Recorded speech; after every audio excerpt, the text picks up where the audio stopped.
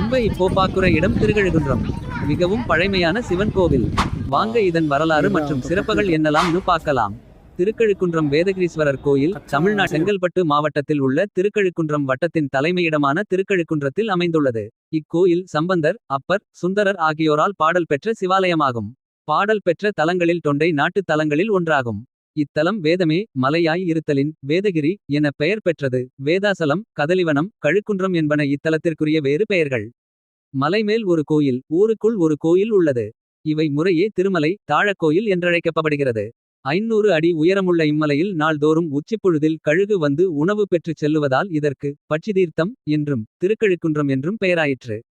தாழக்கோயில் மார்க்கண்டேயர் இறைவனை வழிபட பாத்திரமின்றி தவிக்க இறைவன் சங்கை உற்பத்தி செய்து தந்ததாகவும் அது முதற்கொண்டு 12 ஆண்டுகளுக்கு ஒருமுறை இக்குளத்தில் சங்கு பிறப்பதாகவும் சொல்லப்படுகிறது. நீராடுவர் லட்சக்கணக்கில் பக்தர்கள் அது சமயம் புனித நீராடுவார்கள். லட்ச தீபம் தொகு 12 ஆண்டுகளுக்கு ஒருமுறை குருபகவான் கன்னி லக்னத்தில் நுழையும் நாளன்று மாலையில் லட்சதீப திருவிழா கொண்டாடப்படுகிறது. அன்று வீடுகளிலும் கோயில்களிலும் சங்குதீர்த்த குளக்கரையிலும் லடக்கணக்கில் விளக்குகள் ஏற்றப்பட்டு ஊர் முழுவதும் ஒளி வெள்ளத்தில் மிதக்கும். இந்த திருவிழாவானது வட இந்தியாவில் கொண்டாடப்படும் புஷ்கரமேளா கும்பமேளாவிற்கு இணையானது. கடைசியாக ஆகஸ்ட் 2, 2016 அன்று லட்சதீப பெருவிழா கொண்டாடப்பட்டது. இங்க போக விருப்பம் இருந்தா விடி காலை இல்லனா மாலை வேளை போங்க. இயற்கை அழகு நம் மனச மயக்கும்.